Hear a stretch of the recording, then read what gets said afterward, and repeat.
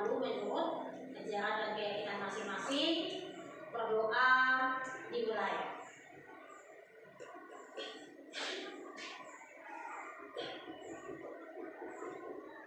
Doa selesai. Ya. Untuk hari ini kita akan belajar tentang organisme pengganggu tanaman. Dengan capaian pembelajaran yang akan kita capai bersama adalah bagaimana mahasiswa mampu menjelaskan tentang pengertian organisme pengganggu tanaman atau yang disingkatkan OPT, kemudian menjelaskan karakteristiknya dan juga memberikan contoh secara tepat dan juga bertanggung jawab. Itu yang akan kita capai hari ini. Itu yang akan kita capai hari ini dan menjadi pembelajaran kita hari ini. Berikan salam. Selamat pagi Ismail. Ya. Baik, kita akan coba dengan merefresh pikiran kita hari ini. Kita bermain dulu dengan permainan ini. Silakan masuk ke slido.com, buka handphone semuanya, buka Chrome, kemudian masuk ke slido.com,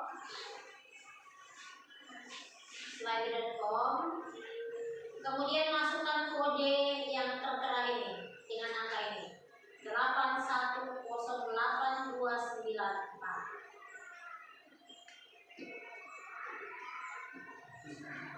Sudah masuk? Sudah bisa dapat aplikasinya slido.com? Buka di Chrome. Semua buka Chrome, kemudian ketik slido.com, kemudian nanti ada di bagian untuk masuk itu pakai dengan angka ini. Ya, sudah masuk? Belum? Coba buka dulu. Sudah dapat slido.com-nya? Sudah bisa untuk masuk dengan angka ini? Ada yang sudah masuk ya? Oke. Kemudian nanti kita akan bermain sedikit dengan, perhatikan dulu gambar ini. Perhatikan dengan baik gambar ini. Ya, sudah perhatikan? Ya, kita sudah masuk ke slide ya. Ya, kita akan mulai untuk slide.com-nya.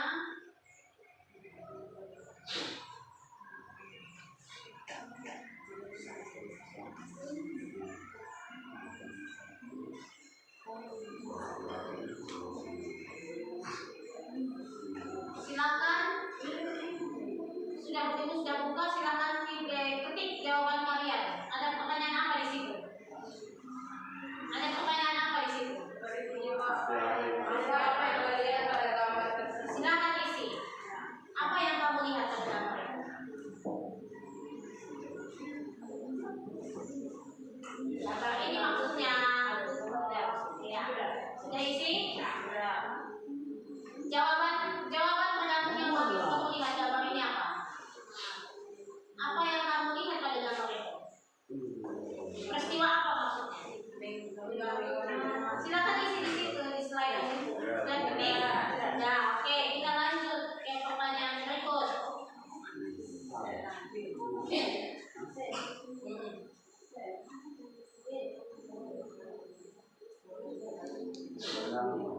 Pertanyaan berikut tentang apa? Apa yang berada di rumah? Ya. Ketik jawabannya. Wow, ternyata banyak yang menjawab terganggu, ya. Untuk pertanyaan kedua. Untuk pertanyaan pertama kita lihat tadi yang menjawab mengganggu teman ada sekitar 86,9%. Dari kalian menjawab itu mengganggu teman, ada yang marah, ada yang melihat dari sisi dua orang di samping ya, marah. Kemudian ada yang melihat oh dia mengganggu teman. Tapi kalau di jawaban nomor 2 ternyata terganggu, orang yang di tengah ya, dia merasa terganggu. Nah, berkaitan dengan pembelajaran kita hari ini, maka tanaman itu demikian, ada yang merasa terganggu dan ada yang mengganggu ya. Tanaman merasa terganggu karena ada organisme pengganggu tanaman. Organisme pengganggu tanaman itu apa? Adalah semua organisme yang kehadirannya dapat mengganggu pertumbuhan tanaman atau menyebabkan tanaman mengalami gangguan baik secara morfologis maupun secara fisiologis. Jadi organisme yang kehadirannya mengganggu tanaman disebut organisme pengganggu tanaman. Organisme pengganggu tanaman itu apa saja yang masuk dalam kategori organisme pengganggu tanaman? Ada dua yang menjadi kategori utama disebut sebagai organisme pengganggu tanaman, yaitu ada hama dan ada patogen penyakit, yaitu jamur, bakteri, virus maupun nematoda. Nah, hama itu seperti apa? Ada yang tahu? Ada yang tahu hama itu seperti apa? Serangga. Apalagi ada kan yang selain serangga? Hama kepala hitam. Oh, Maria bilang hama kepala hitam. Ya, ya. Kita lihat dulu hama itu seperti apa. Hama itu disebut secara luas hewan ataupun manusia yang keberadaannya merusak tanaman. Dalam arti luas, jadi siapa saja.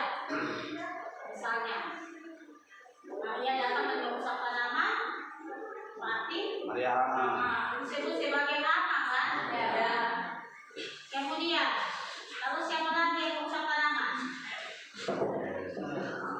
Maria. Ya. Selain manusia, apa lagi yang bisa menyebabkan kerusakan pada tanaman? Kadang kalau kita di kampung-kampung, di desa-desa, itu kan banyak hewan yang tidak dikandangkan.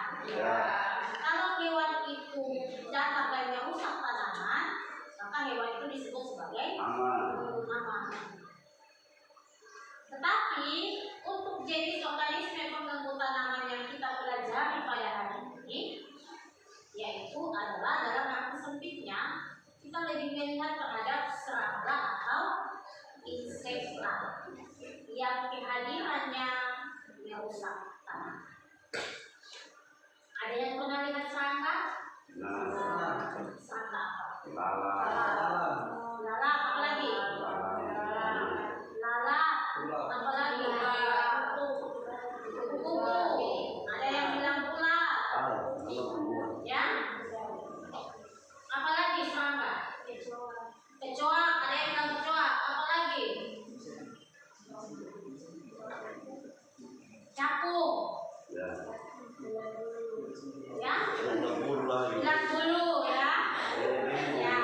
Satpawati bilang ulat bulu. Satpawati bilang ulat bulu ya.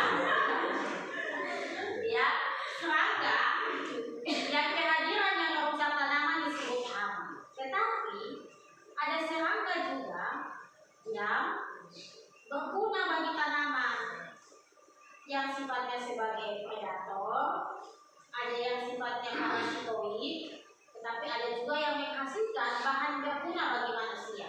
Ada yang pernah dengar serangga yang menghasilkan bahan berguna bagi manusia? Ya, ada. Apa istilahnya? Lebah menghasilkan apa? Madu. Luar biasa. Lebah menghasilkan madu yang bermanfaat bagi manusia. Selain lebah, apa lagi serangga lain yang menghasilkan madu? Yang berguna bagi manusia. Kupu-kupu menghasilkan apa? Oh ya, secara fungsinya ya. Secara fungsinya kupu-kupu membantu penyembuhan tanaman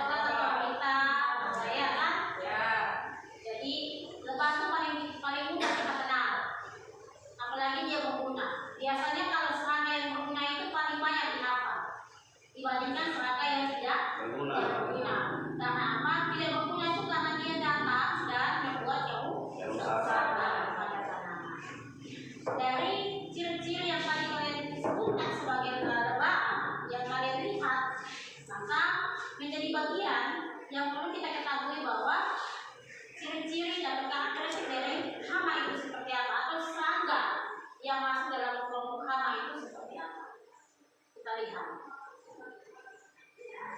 Serangga adalah salah satu kelas Avertebrata.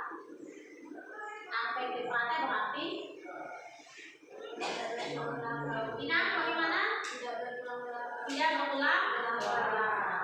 Jangan sampai ada yang lupa ya. Ini pelajaran di biologi dasar kan? Maka kuliah di biologi dasar masa lupa Avertebrata sama vertebrata. Vertebrata itu adalah hewan yang tidak berulang. Serangga masuk ke kelompok itu, ke kelas itu. Kemudian dia ada pada filum Arthropoda yang memiliki eksoskeletonnya berpikir. Dia punya eksoskeletonnya itu berpikir keras. Bagian tubuhnya menjadi 3 bagian, yaitu ada kepala, kalau di serangga disebut caput. Kemudian ada dada yang disebut toraks. Kemudian ada perut yang disebut abdomen. Serangga juga punya 3 pasang kaki. 3 pasang kaki berarti ada banyak, ada berapa banyak? Ada 6 kaki yang terhubung dengan toraks atau bagian dadanya. Memiliki mata majemuk, 2 pasang sayap, dan sepasang antena. Sampai di karakteristik sini ada yang ingin bertanya? Jerry mungkin ingin bertanya? Tadi sekali ibu lihat Jerry ada lagi. Ini kenapa? Mungkin tanya. Silakan Jerry. Ya silakan. Terima kasih Ibu yang menjadi satu pertanyaan sih. Tadi yang sejauh penjelasan ya, saya kurang tahu kira-kira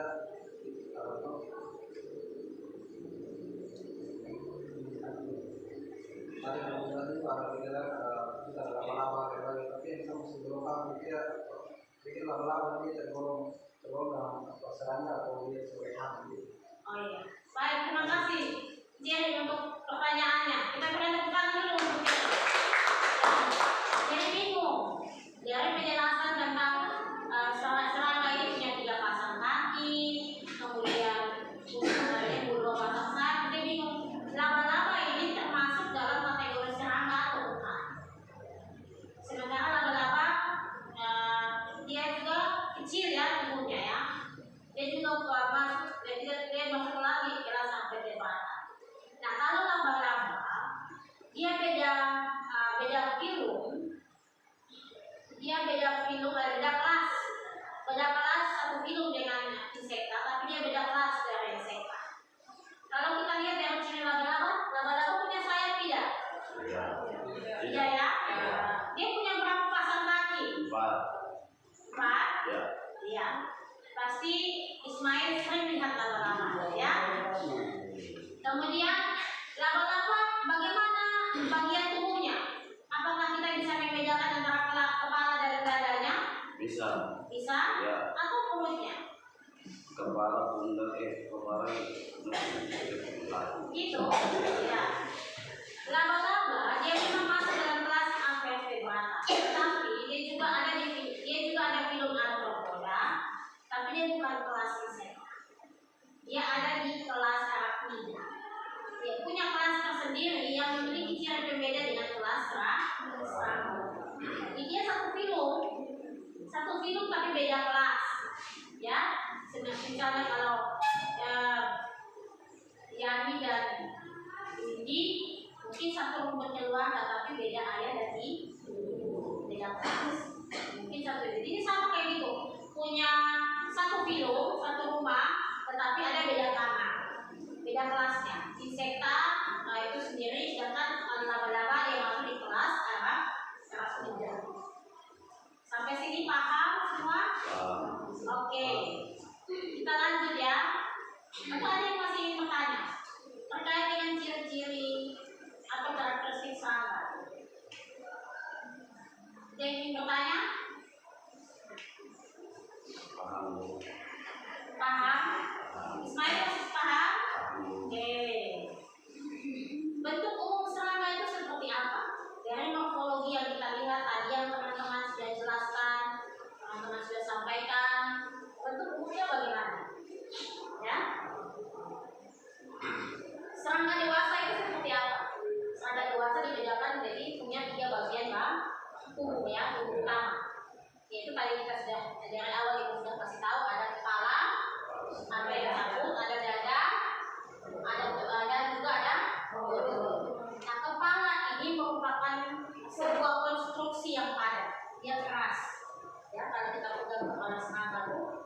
dia badannya kecil, tubuhnya kecil, tapi kepalanya pasti keras karena dia punya konstruksinya padat.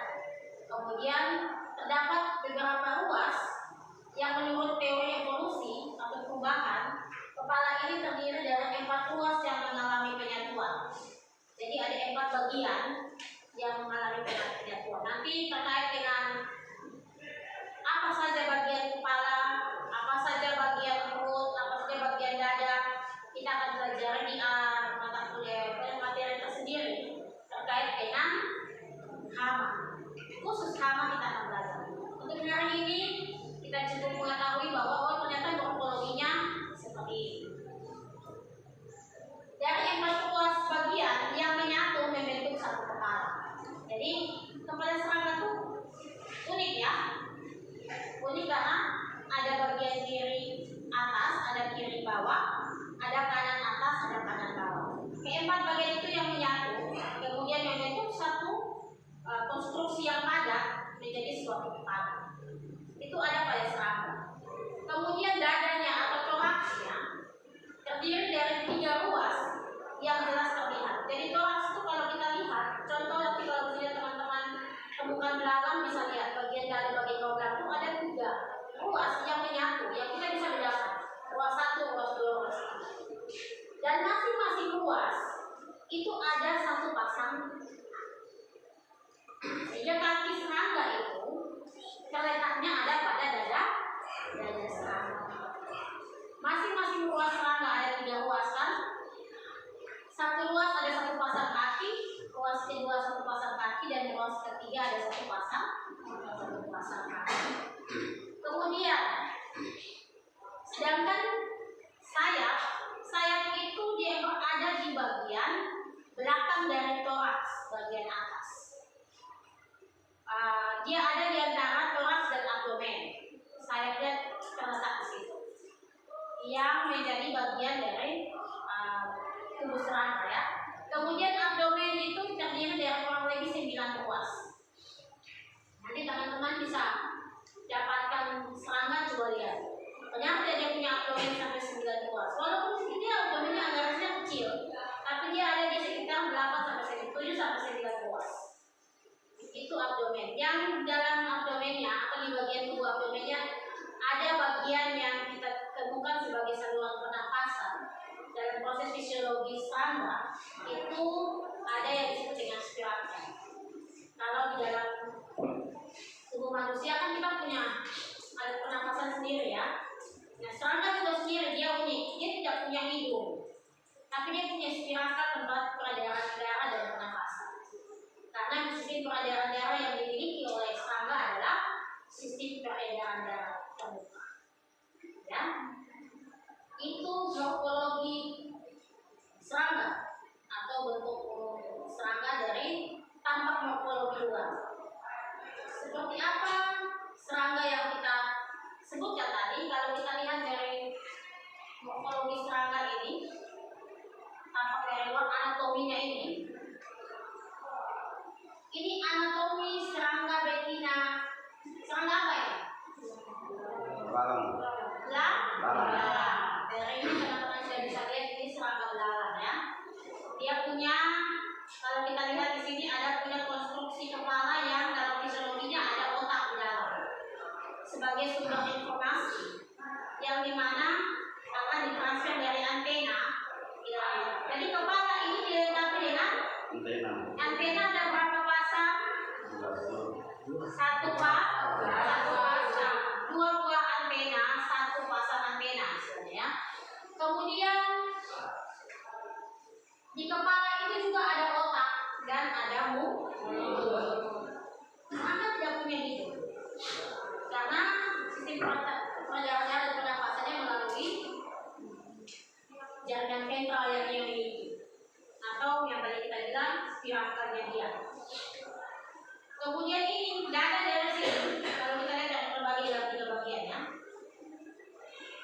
Dada dari mulai dari batas dengan kepala sampai dengan batas abdomen. Ini ada 3 pasang kaki. Masing-masing ruas dada itu ada 1 pasang kaki. Di dalam dada juga ada kelenjar ludah. Makanya kalau misalnya serangga ketika dia merusak tanaman, kenapa tempat tanaman yang dia rusak itu bisa saja ada kelenjar ludah yang naik kembali sebagai bagian dari hasil sekresi yang ada. Kemudian di toraks juga terhubung satu pasang sayap, dua pasang sayap. Kita lihat ada pada ruas 2 dan ruas 3. Ruas 2 dan ruas 3. Ini sayap. Dan abdomen atau perut itu mulai dari batas bagian ruas 3 tubuh atau toraks atau dada dari serangga sampai ke bagian belakang tempat pembuangan atau yang disebut sebagai anus. Nah, di abdomen ini kalau kita hitung kurang lebih ada 7 sampai 9 ruas. Ini serangga betina. Kalau kita lihat, kita hitung ada 1, 2, 3, 4, 5, 6, 7, 8 ya. Ini 8 ruas atau kemudian 7 sampai 9 ruas. Ada yang bisa 9 karena serangga betina itu dia lebih gemuk. Kalau kita mau membedakan antara serangga betina dan serangga jantan, betina itu biasanya dia lebih gemuk dari serangga jantan. Serangga jantan itu dia akan lebih langsing. Kenapa demikian? Serangga betina memang dilengkapi dengan ovari yang kemudian lebih sedikit gemuk, tempat pembuangan untuk proses peletakan telur dan lain sebagainya. Selain anus tempat pembuangan akhir, dia juga tidak dilengkapi oleh kandung telur. Ovari itu kandung telur pada serangga, tempat pembuangan dan menghasilkan telur untuk proses berkembang biakan. Serangga itu berkembang biak dari proses kawin ya. Dia seperti dengan serangga lainnya, seperti dengan hewan lainnya. Karena dia tidak dengan tanpa kawin, dia dengan kawin menghasilkan sel telur. Kemudian sel telurnya itu akan diletakkan pada jaringan tanaman yang bisa saja menjadi proses tempat perkembangbiakan dia. Dari situlah dia berkembang tumbuh menjadi serangga kecil, kemudian serangga dewasa, lanjut sampai menjadi dalam siklus-siklusnya menjadi serangga yang menghasilkan secara terus-menerus. Di dalam perut juga ada organ ekskresi, ya. Proses ekskresi ada juga lambung, tempat untuk proses pencernaan yang akan terhubung dengan saluran ekskresinya. Dia punya jantung. Beda dengan jantung hewan vertebrata ya. Serangga masuk hewan apa? Kelompok hewan apa? Tidak bertulang belakang atau vertebrata. Nah, karena apa? Dia tidak bertulang belakang sehingga kalau kita lihat di sini serangga itu biasanya lebih lunak bagian atasnya karena tidak ada tulang bagian belakang. Dia punya organ jantung yang terhubung langsung dengan otak. Dan serangga itu punya kemampuan menangkap informasi jauh lebih tinggi dibandingkan dengan hewan lainnya. Siapa yang bisa tangkap lalat? Ya? Bisa tangkap lalat? Lalat itu dengan jarak kurang lebih sekian, belum sampai dia sudah tahu. Tangkap dengan tangan sendiri tanpa alat. Bisa? Kadang-kadang bisa, kadang bisa. tergantung fokusnya kita itu benar-benar itu baru pas mereka mau tangkap sudah terbang. Karena serangga punya kemampuan untuk identifikasi sinyal itu tinggi terkait dengan yang datang di musuh lawan. Kalau kita kan tidak tahu, nanti sepukul baru kita tahu ini kita berlawan. Karena apa? Serangga dilengkapi dengan antena. Antena yang fungsinya menangkap sinyal dari luar, dia transfer ke otak. Transfer ke otak, istilahnya mengidentifikasi apakah ini lawan, ini kawan, ini sapu inang atau bukan, ini sapu sumber makanan atau bukan. Kemudian bagian tubuh yang menggerakkan dia untuk berpindah atau seperti apa. Serangga tahu ilmu makanan ada di mana. Kemampuan serangga untuk mengetahui makanan itu bisa dari aroma, selain warna. Dia punya mata majemuk dan overi yang berfungsi untuk mentransfer terkait dengan ini warna makanan yang menjadi makanan milik dia. Oh, ini warna makanan yang bukan milik dia. Dia akan tahu itu. Serangga paling pintar. Kalau kita kan makan semua, loh. Padahal sudah tahu kalau itu tidak baik untuk kita punya kesehatan. Tapi kita makan saja, ya. Serangga tidak. Kalau dia tahu itu bukan dari makanan, dia tidak akan makan. Serangga boleh bisa satu di situ. Kalau dia tahu itu makanan yang bisa buat dia celaka, sakit, dia tidak akan makan. Karena apa? Dia punya antena dan mata yang berfungsi untuk mentransfer itu. Selain sinyal yang dia dapat untuk pergerakan, dia juga punya mata yang untuk melihat warna, yang bisa membedakan dia dari makanan yang dia punya dan bukan dia punya. Kemudian dia punya kemampuan aromatik yang dia bisa transfer masuk ke otak untuk mengetahui bahwa ini bau, ini aroma tanaman, ini saya punya makanan. Maka dia akan transfer ke bagian tubuh kaki dan sayap, menggerakkan badan, kemudian pindah menuju ke arah sinyal itu dan itulah uniknya serangga. Ya. Kalau manusia bukan kita punya makanan, kalau aroma sudah datang kita pasti tinggi. Ya. Makanya kadang kita makan tidak sesuai dengan kita punya kebutuhan tubuh. Akhirnya menimbulkan sakit. Kemudian kita bilang orang yang bukan begitu. Begitu tidak tahu? Oke. Ya. Jadi ingat, kalau kita berbicara soal serangga, ciri utamanya itu menjadi ciri yang tidak bisa digabung-gabungkan, yaitu ada 3 bagian tubuh. Kemudian apa lagi? Ciri serangga punya sepasang, ingat, sepasang antena. Kemudian apa lagi? Punya 2 pasang sayap. Terus apa lagi? 3 pasang kaki. Jadi kalau misalnya temukan ada yang hewannya mirip serangga tapi dia punya kaki ada lebih dari 3 pasang, berarti dia bukan. Itu bukan masih pakai serangga karena lebih dari 3 pasang. Seperti apa hewan yang kakinya lebih dari 3 pasang? Laba-laba, ada yang kaki 1000, apa lagi? Kalau kaki 1000 itu dalam bahasa Indonesia apa? Kelaba. Kita di alor bilang kaki 1000 tapi di teman-teman kita di luar dalam bahasa Indonesia orang biasa bilang kelaba. Kemudian apa lagi?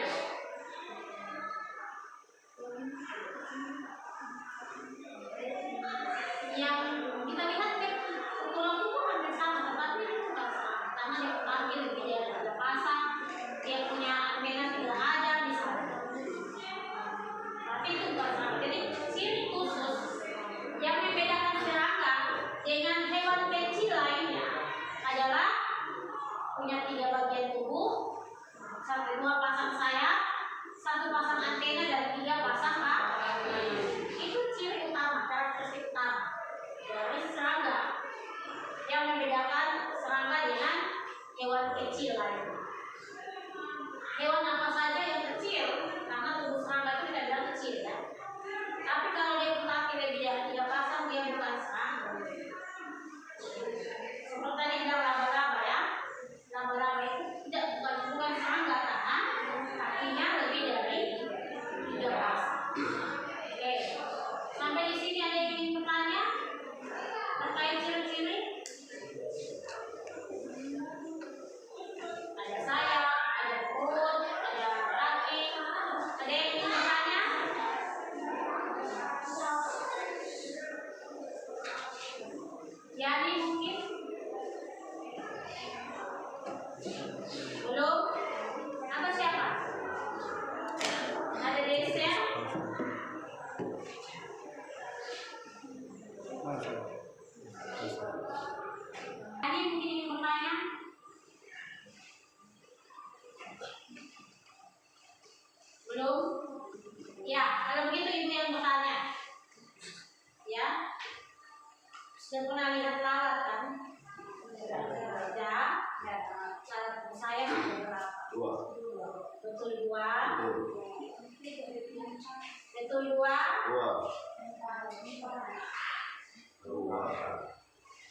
saja atau satu pasang atau dua pasang?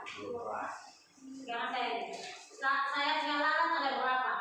Satu pasang, dua pasang, atau dua buah? Dua pasang. Satu pasang. Dua pasang. Dua saya. Satu pasang dua saya. Yani satu pasang dua saya. Dua pasang. Kemudian Ismail dua pasang. Ada empat saya. Iya. Ya. Siapa yang satu pasang dua saya? Angkat tangan yang satu pasang dua saya.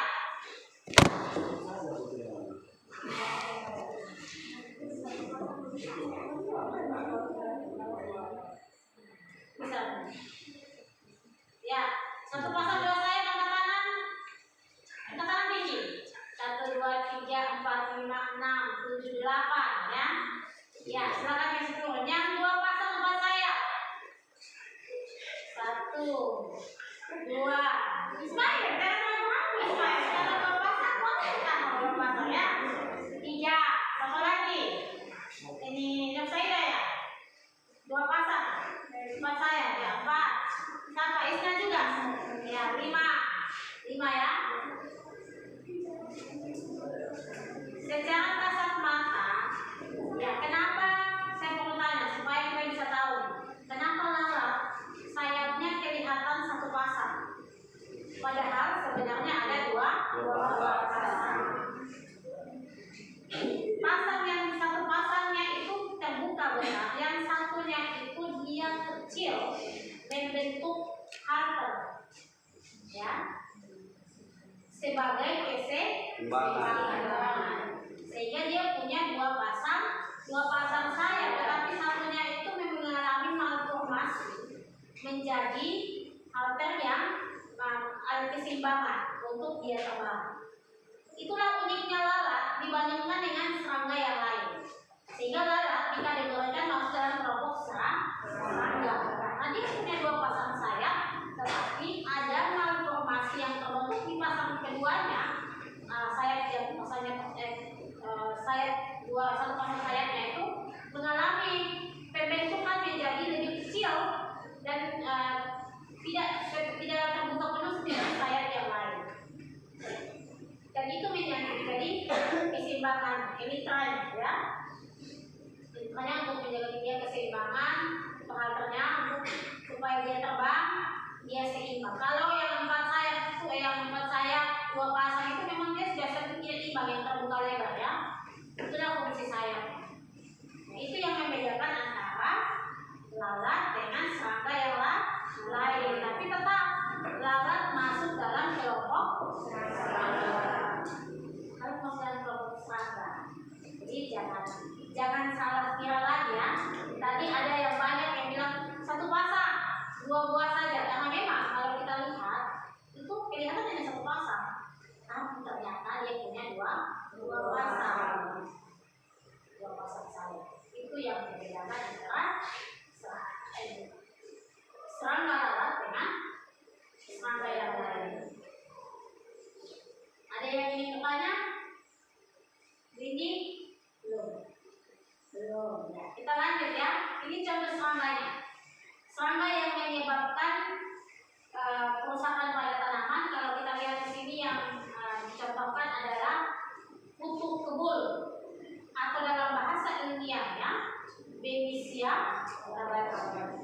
Ini pada daun tanaman tembakau, tomat, lombok dan lainnya atau cabai itu kita biasa temukan kutu ini. Dia itu hidupnya bergerombol dan ada di bawah permukaan bawah daun.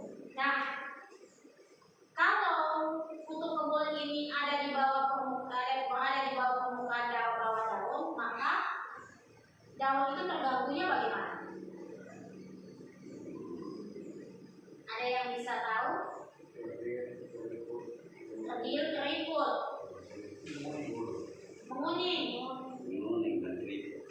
dan keriput, gitu kan? Ada yang lain?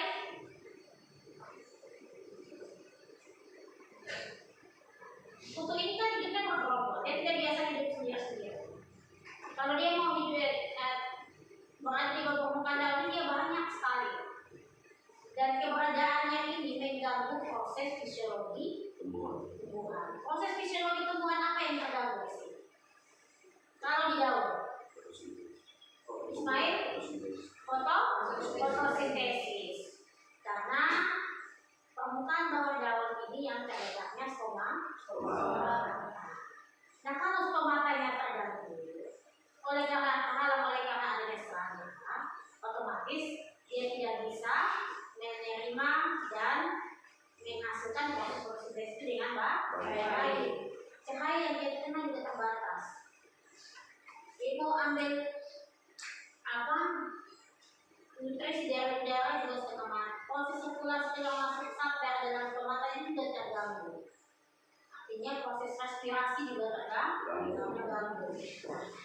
Akhirnya tanaman ini tidak bisa melakukan proses fisiologi dengan baik. Maka pembentukan bunga juga terganggu, nutrisi bagi tanaman juga terganggu, buah yang mungkin dihasilkan juga bisa terhirup dan lain sebagainya.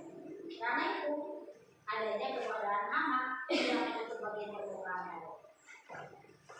Ada juga yang merusak buah, ada juga yang merusak akar, ada juga yang merusak batang, ada juga yang merusak bunga dan lain sebagainya. Selain dia hanya menempel, kalau hama ini dia menempel saja pada bagian permukaan dan menghisap cairan dari daun. Tapi ada juga yang menggigit dan mengunyah.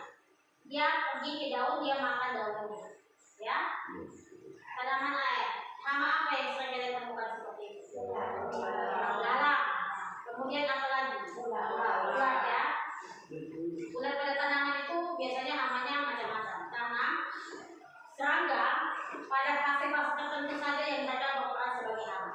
Kalau belalang dari fase limfa sampai ke fase dewasa, dia tetap merusak tanaman karena dia sampai alat sulitnya itu menggigit baunya. Dia makan, dia gigit, dia punya tanaman. Tapi kalau misalnya kupu-kupu itu fase limfanya, bukan limfa, fase larva ya, larvanya itu yang masuk dalam kategori hama. Sedangkan kalau sudah jadi serangga dewasa, tadi seperti apa yang disampaikan oleh Jerry, bahwa kupu-kupu menjadi serangga berguna. Karena apa? Membantu proses penyerbukan. Tapi larvanya itu sebagai serangga hama. Karena ulatnya memakan daun tanaman. Jadi serangga itu pada fase tertentunya dia bisa berperan sebagai hama, dia juga bisa berperan sebagai serangga berguna pada fase-fase tertentu.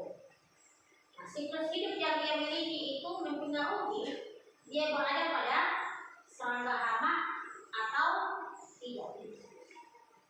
Misalnya kalau belalang dari fase limfa masih kecil sampai ke serangga dewasa, dia makan tanamannya. Berarti yang perlu kita kendalikan apa? Fase apa yang kita kendalikan? Kita coba untuk kendalikan dulu. Fase bisa dari fase limfa sampai fase dewasa. Tapi kalau misalnya kupu-kupu yang tadi, ulatnya atau larvanya yang menyebabkan kerusakan, sedangkan serangga dewasanya itu membantu untuk penyerbukan. Maka yang perlu kita dilakukan apa? Kita kendalikan. Fase mana?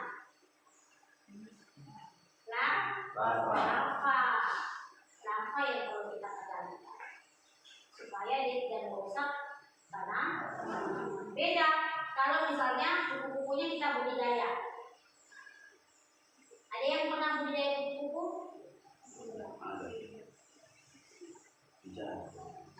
Kalau di Makassar ada satu tempat itu yang memang tempat budidaya kupu-kupu.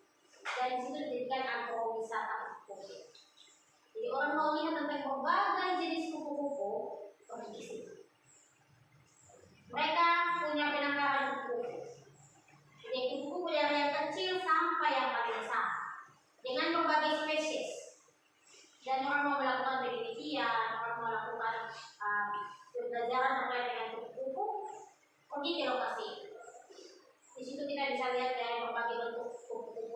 kecil, warnanya, sampai ke dan mereka tuh dipelihara, dikasih makan oleh orang-orang yang menjaga lokasi itu.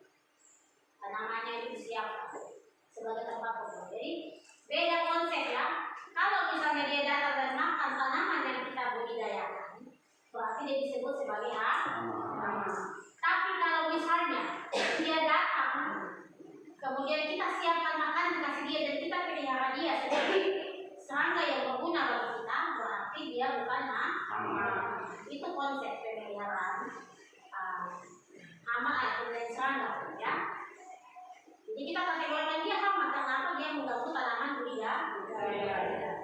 Oh dia bukan hama, dia menjadi hewan budidaya, serangga budidaya karena kita kasih makan dan kita pelihara. Itu beda antara serangga yang berguna dengan serangga yang tidak berguna. Apa yang disebut sebenarnya? Ya, oke. Itu terkait dengan serangga hama. OPT lain itu apa yang kita ketahui? Ada patogen, penyebab penyakit tanaman. Jadi disebut sebagai penyebab penyakit tanaman itu karena sifatnya sebagai patogen. Kehadirannya menyebabkan proses fisiologi tanaman terganggu. Tanaman tidak bisa melakukan aktivitas fisiologis karena adanya patogen. Sehingga patogen penyebab penyakit tanaman itu adalah mikroorganisme yang kehadirannya menyebabkan gangguan fisiologi bagi tanaman. Mikroorganisme apa saja yang kalian ketahui? Inang, ada mikroorganisme apa yang Inang tahu? Fungi atau jamur, kemudian bakteri, apa lagi? Virus, apa lagi? Yang kalian tahu? Itu saja 3 yang kalian tahu. Mari kita lihat apa saja sih patogen penyebab penyakit pada tanaman. Ada jamur atau cendawan. Jadi ada universitas tertentu atau ahli-ahli tertentu yang menggunakan kalimat atau kata jamur. Tapi ada yang lain yang menggunakan cendawan. Tergantung. Tapi sebenarnya sama dalam hal dia sebagai mikroorganisme yang bisa menjadi patogen bagi tanaman. Jadi baik jamur, bakteri, virus dan ada satu lagi nematoda. Ini kalau kehadirannya merusak tanaman disebut sebagai patogen. Kayak seperti serangga tadi. Kalau serangga yang merusak tanaman disebut sebagai hama. Tapi kalau serangga yang tidak merusak tanaman disebut sebagai serangga berguna. Demikian juga patogen atau jamur, cendawan, virus, bakteri, bahkan nematoda ini kalau kehadirannya merusak tanaman berarti disebut sebagai patogen penyebab penyakit. Bagaimana dengan cendawan? Ya, cendawan ini jasadnya sel tunggal atau bentuk benangnya atau ini hifa. Dia hanya punya satu sel tunggal, kemudian dia berbentuk benang atau hifanya berbentuk seperti benang. Tidak berklorofil. Dulu ada perdebatan antara para ahli, jamur ini masuk dalam kelompok tumbuh-tumbuhan karena dia menyebabkan proses makannya sendiri, memproduksi makanannya sendiri. Tapi ternyata dalam perkembangan ilmu pengetahuan mereka menggolongkan lagi jamur ini masuk dalam kategori kelompok tumbuhan tingkat tinggi yang dimana tidak memiliki klorofil dan hidupnya itu juga bergantung pada makhluk hidup lain atau apalagi. Kemudian bisa bersifat parasit atau saprofil. Bersifat parasit atau saprofil. Reproduksinya bisa aseksual atau seksual. Aseksual itu dengan fermentasi hifa seksualnya itu dengan spora. Ya, kalau kita lihat pada gambar ini jamur pada buah apa ini? Strawberry. Sudah semua pernah makan strawberry? Tidak pernah. Nah, kalau kalian tidak tahu strawberry itu kan mustahil. Ya, ini strawberry sudah terinfeksi jamur atau cendawan. Cendawan ini bisa dikatakan sebagai cendawan Xanthus. Ya. Kalau kita lihat ciri-ciri seperti ini, kita temukan banyak di bahan makanan ya. Ini cendawan yang lebih banyak menyerang bahan makanan. Keberadaannya itu lebih pada bahan makanan karena dia lebih pada bahan-bahan yang mengandung karbohidratnya tinggi. Strawberry, jamur ini tumbuh di strawberry dan dapat bersama dari strawberry kalau dibiarkan dalam media tumbuh, warnanya seperti ini, kecoklatan. Nah kalau dilihat di bawah mikroskop, ini yang disebut dengan tangkai spora, kemudian yang kecil-kecil ini yang disebut sebagai sporanya. Nah sporanya ini yang kalau berkembang, kemudian itu lagi menjadi jamur yang baru dan proses perkembangannya cepat. 7 hari saja dia sudah peduli di Jawa. 7 hari. Karena dia pergerakan selnya cepat, metabolismenya cepat, perkembangan sporanya cepat. Jadi jamur dan cendawan ini gampang kita kenal ya. Kalau misalnya kita temukan pada roti yang kalau kita simpan lama, biasa muncul tidak? Muncul kan? Itu bisa cendawan dari Xanthus atau Penicillium, itu ada di sini. Sehingga kalau kita mau konsumsi, aromanya sudah bagaimana? Tidak asam. Asam ya, tidak sedap. Dan orang bilang apa istilahnya? Apek kalau bilang ya. Aromanya sudah tidak sedap lagi untuk dicium. Sehingga tidak layak untuk dikonsumsi. Nah kalau misalnya pada bahan makanan lain, pada kacang tanah misalnya. Kalau kalian biasanya makan kacang tanah yang digoreng, kemudian tiba-tiba ada rasa pahit. Ya kan dapat makan kacang rusak yang rasanya pahit, sedang kalian buang kan? Itu ternyata sudah kacang rusak yang sudah ada infeksi cendawan. Itu Aspergillus karena rasanya pahit. Dan itu lebih banyak pada kacang-kacang. Tanpa kita sadar yang biasa muncul di dalam itu kita bilang tidak apa-apa, kurang saja, makan saja.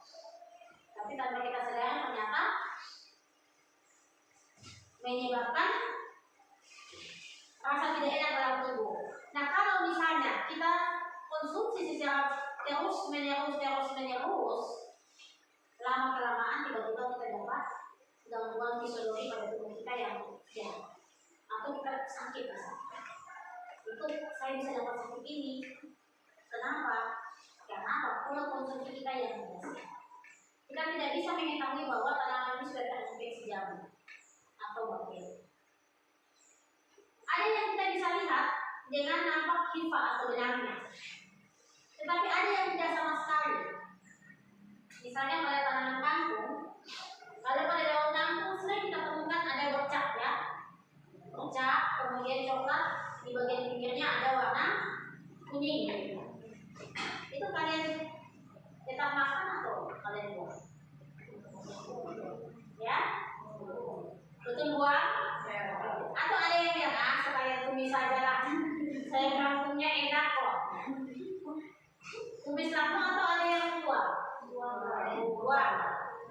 Kalau sudah ada bercak itu berarti sudah ada cendawan. Makanya kalau saya bersihkan sayur, kalau misalnya sudah ada bercak itu bagian bercaknya harus dibuang. Karena itu cendawannya di situ. Kalau misalnya kita terlanjur makan, lama kelamaan dalam tubuh kita itu akan menumpuk. Nah, cendawan itu dia akan tidak mudah menghilang ya. Nah, tiba-tiba kita imun tubuh kita menurun, kita mudah sakit, tidak sudah tidak fit lagi seperti dulu. Karena itu tanpa kita sadar kita sudah makan. Tapi cendawan ini juga ada cendawan yang bisa dikonsumsi.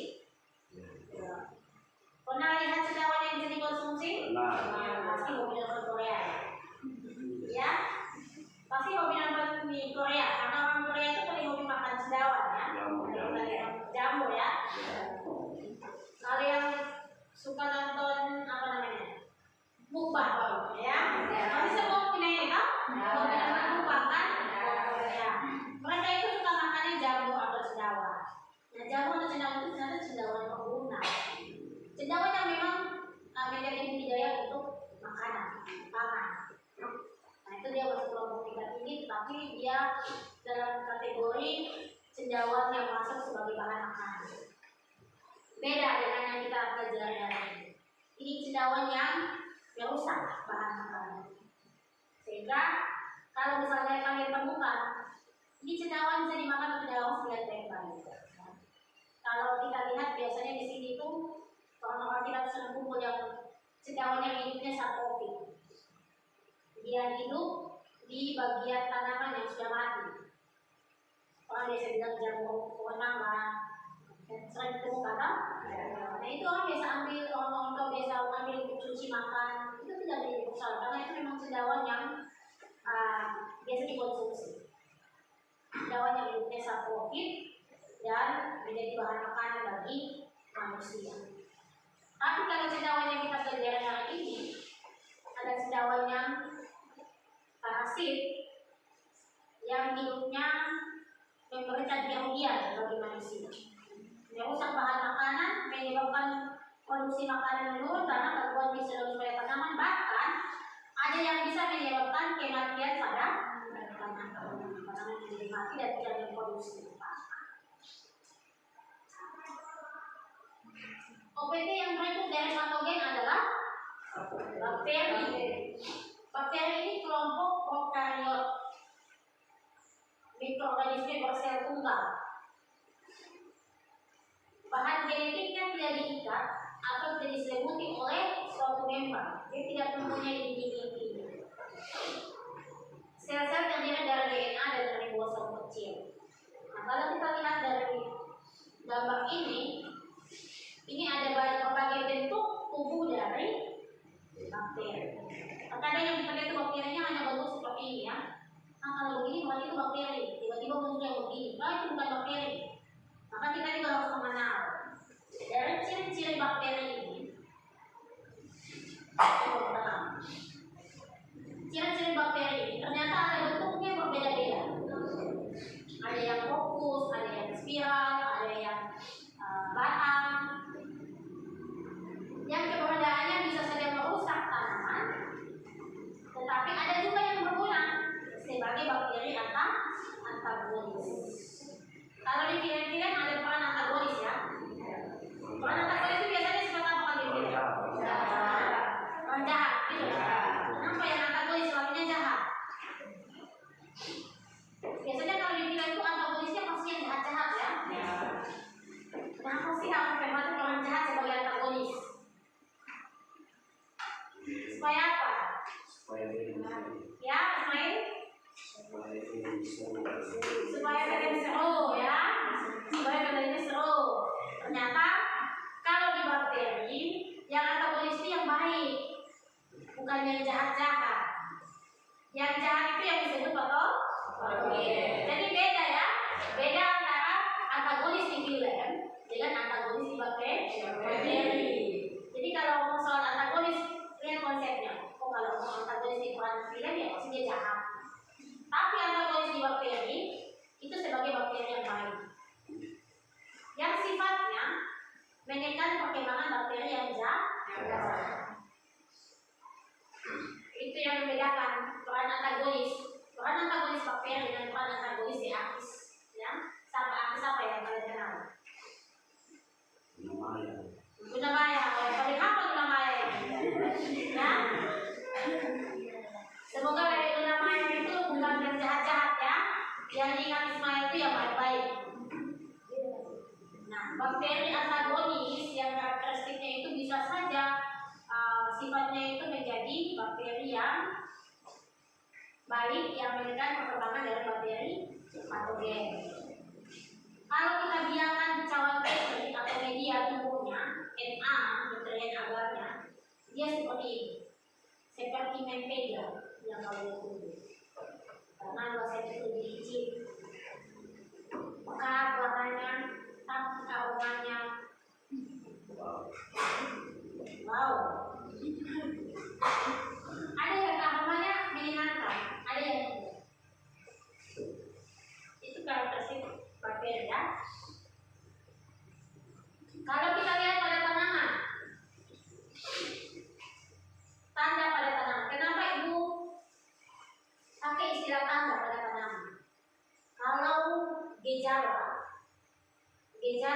adalah bagian dari penyebab kerusakan itu kita bisa lihat. Kayak tadi di sendawa, kita bisa tahu ada misalnya kan, ada sporanya yang ada pada daun tanaman, kita bisa lihat. Itu kita lakukan sebagai gejala. Tapi bakteri, kita tidak lihat dari bentuk bakteri. Ya. Kita hanya tahu dia punya apa kalau bakteri. Ya, tanda seperti apa tandanya?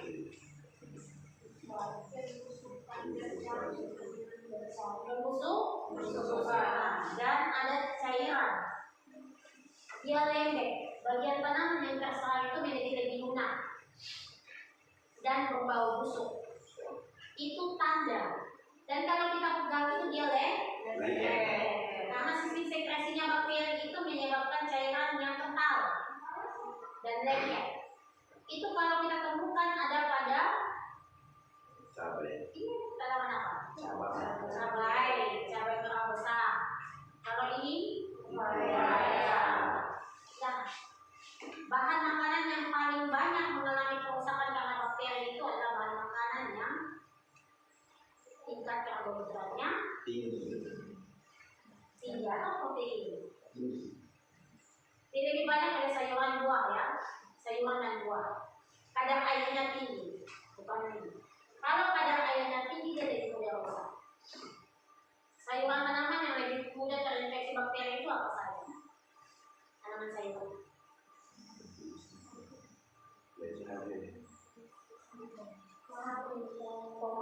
Sawi, apalagi? Kol, apalagi? Ya? Sawi, tomat, kol, raya, apalagi?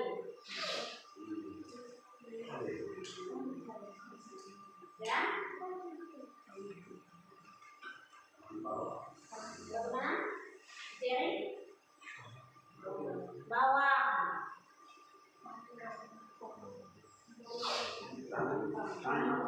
Tanaman yang kadar airnya tinggi itu berdampak cepat untuk adanya bakteri. Kalau misalnya bawang disimpan tertutup, maka kelembapannya tinggi, ya kan? Suhunya menjadi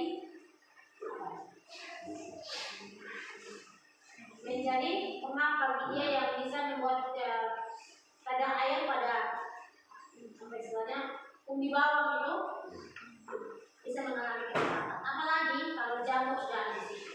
Nah, bakteri di jamur ini adalah mikroorganisme yang kompak.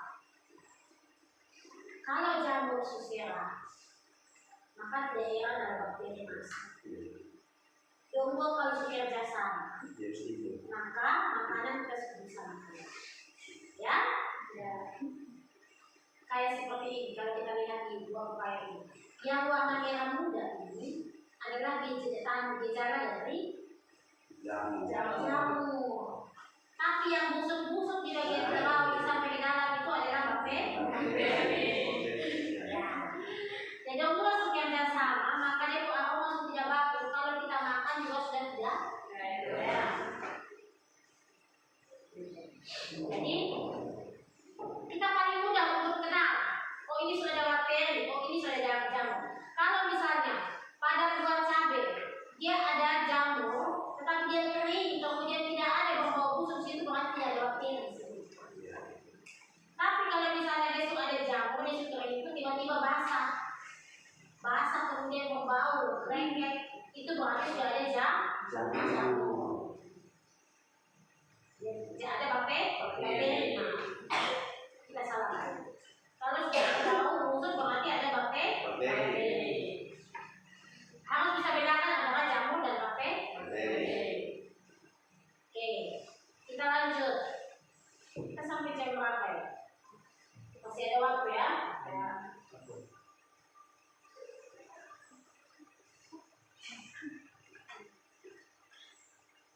Yang ketiga adalah virus. Virus ini bukan jasad hidup, karena dia tersusun dari sel. Kemudian Virus ini hidup pada jaringan yang hidup. kalau jaringan mati maka dia juga Mati. tidak bisa nampak di bawah mikroskop cahaya biasa. Dia hanya bisa kita lihat pada mikroskop elektron. Virus memiliki asal nukleat dengan sedukung proteinnya. Tapi kalau viroid, asal nukleat yang infeksi dapat menular tanpa sedukung protein. Jadi kalau kita lihat, virus ini sulit untuk kita identifikasi. Kita mau lihat yang punya bentuk virus dalam tanaman itu susah. Ini contoh Gemini Flumidae. Yang umumnya adalah penyebab penyakit pada tanaman.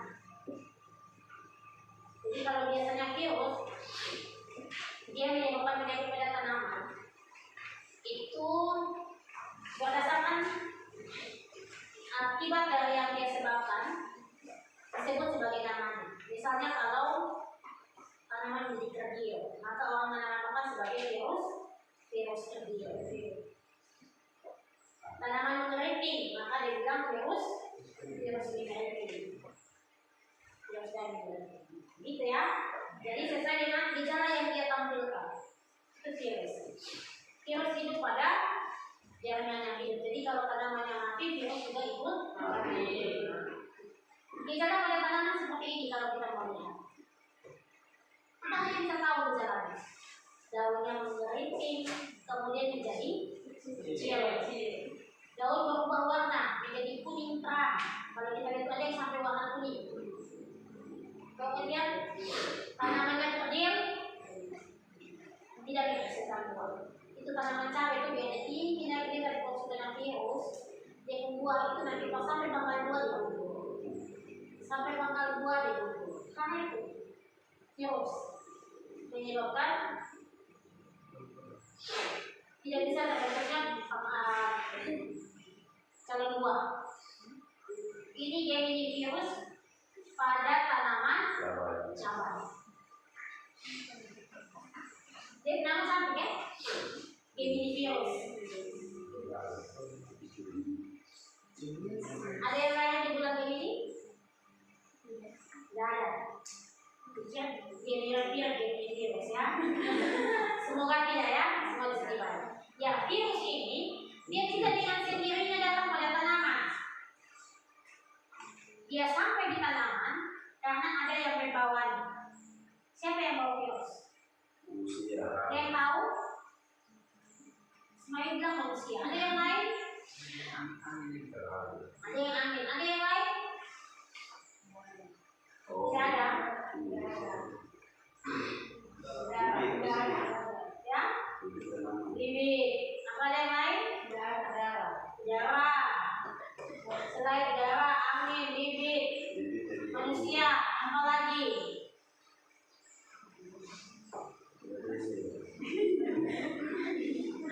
Ya, virus dia tidak sampai ke tanaman tanpa ada yang membawa. Dan biasanya umumnya yang dikenal pembawa virus itu adalah serangga yang datang hinggap ke tanaman yang ada virus. Dia makan tanaman itu, maka virus itu akan di bagian tubuh. Ketika dia pindah ke tanaman lain, virus itu akan menetap di tanaman itu. Jadi infeksi tanaman itu. Jadi serangga yang paling berpotensi untuk menyebabkan penyebaran virus. Makanya kalau orang bilang nyamuk itu paling cepat sebabkan virus ya. Gigi satu yang punya ini satu yang punya itu tiba-tiba ini sudah infeksi. Makanya orang kalau tidak pakai gula lalu supaya dia berdarah jangan karena jangan lupa tanaman itu demikian ada vektor virus. Serangga yang membawa virus untuk tanaman disebut sebagai vektor virus membawa virus. Itu lebih banyak pada tanaman tumbuh-tumbuhan kayak tadi. Babesia tarakia tadi itu atau Apis ceracifora. Apis ceracifora itu tumbuh pada daun. Itu paling potensi menyebabkan virus. Kalau kita pergi kemudian lihat tanaman yang Daun yang mengering di bawah permukaannya ada kutu-kutu kecil, ya itu yang menyebabkan virus tanaman. Dan menyebabkan daun tanaman menjadi lebih kecil. Nah kalau daunnya sudah begini, proses fisiologisnya terganggu.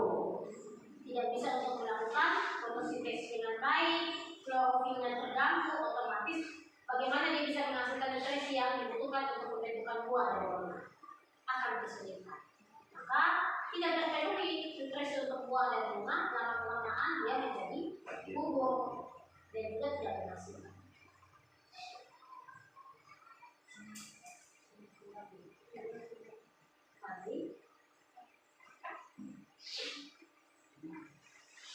Lagi itu terlalu lama. Ya, itu virus ya. Kita lanjut nematoda. Nah, nematoda ini terkadang orang tidak tahu karena dia kecil sekali. Dia seperti cacing, kemudian dengan jenis kelaminnya kita sudah bisa lihat. Di dia sudah bisa ada jantan ada betina.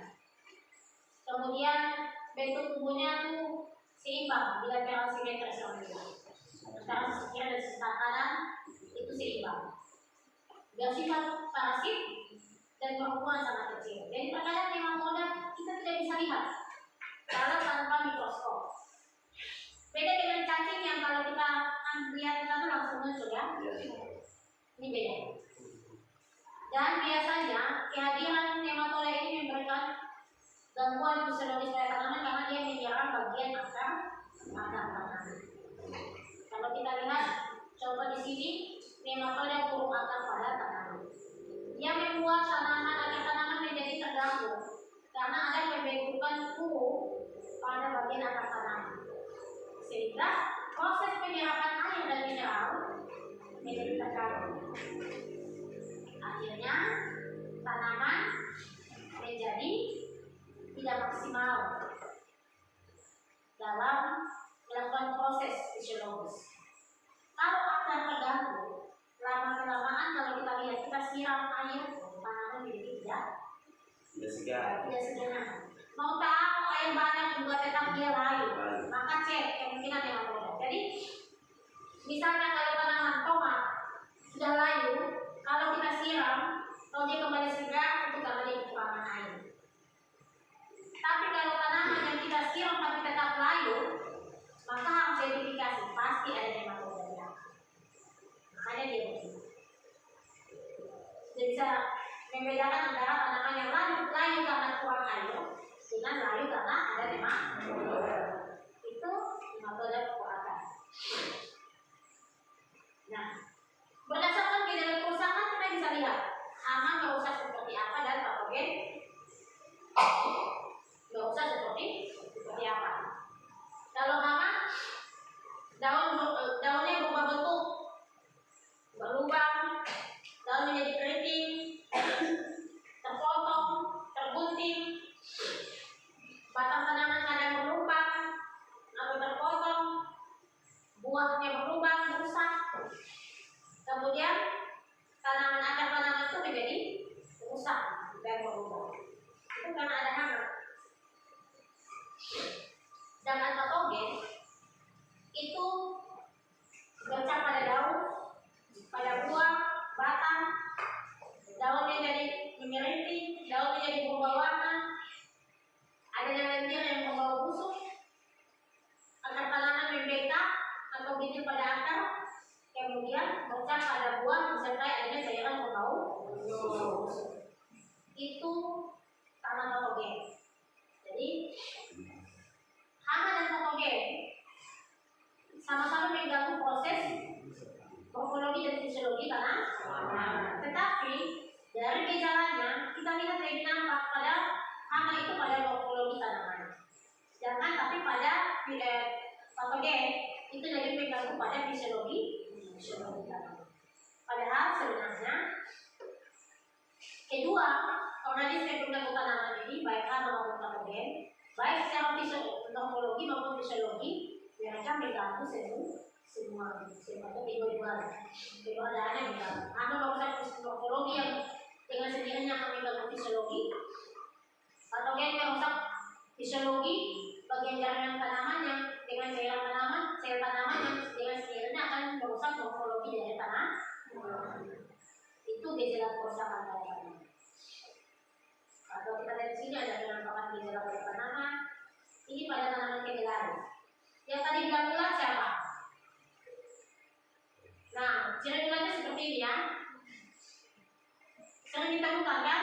Nah, ada pada daun. Dia buat di daun menjadi berubah. Kalau daun sudah berubah, fisiologi tanaman terganggu, dan tanaman tidak bisa menghasilkan buah lagi. Ini contoh cendawan. Kemudian ini masa bakteri-nya. Kalau kita lihat pada tanaman yang terserang bakteri, bisa muncul masa bakteri-nya. Ini yang virus seperti tadi, kemudian berbuah akar pada labu. Ini contoh penampakan gejala pada tanaman akibat adanya patogen dan hama. Ya. Baik, review kita hari ini jelaskan dua hal perbedaan yang mendasar dari karakteristik hama dan patogen dan gejala kerusakan pada tanaman. Silakan acungkan tangan dan menjawab. Silakan. Dua perbedaan mendasar antara hama dan patogen berdasarkan karakteristiknya. Kemudian gejala kerusakannya pada tanaman. Siapa yang bisa menjawab?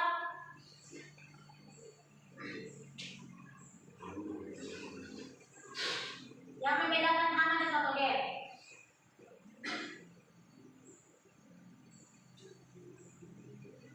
Yani yang membedakan hama dan patogen. Hama adalah hewan yang akan menyerang tanaman, dan patogen adalah sebuah bakteri atau virus yang mengancam pertumbuhan tanaman. Yang mengancam pertumbuhan tanaman. Itu dia punya perbedaan dari pengertiannya ya. Kemudian dari ciri-cirinya bagaimana?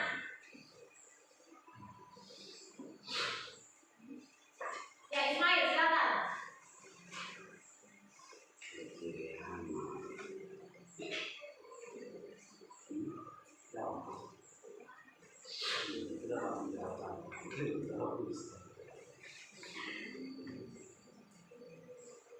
Hama seperti apa, patogen seperti apa? Ismail?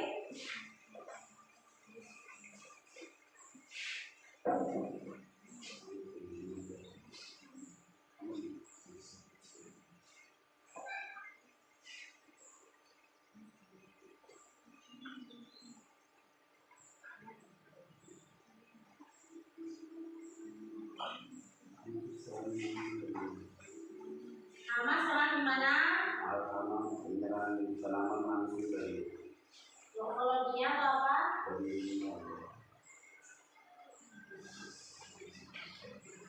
morfologi. Terus? Kalau patogen jelas dari fisiologi. Fisiologinya. Ya. Oke. Ismail bilang kalau hama menyerang dari morfologinya tanaman. Sedangkan patogen menyerang dari fisiologinya tanaman berdasarkan gejala kerusakan. Ada yang lain? Siapa lagi? Dua perbedaan. Maria. Silakan Maria. Yang membedakan antara hama dan patogen dari gejala kerusakan.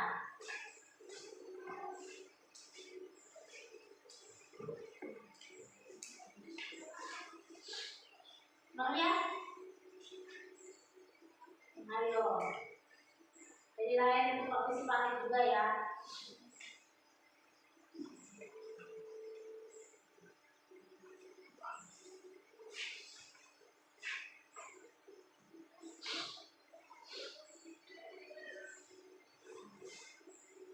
Silakan dua hal perbedaan mendasar dari karakteristik hama dan patogen berdasarkan gejala kerusakan pada tanaman. Tadi Ismail punya dia sudah sampaikan. Ada hama menyerang morfologinya, kemudian patogen lebih ke fisiologinya. Ada yang beda dari Ismail? Inang mungkin?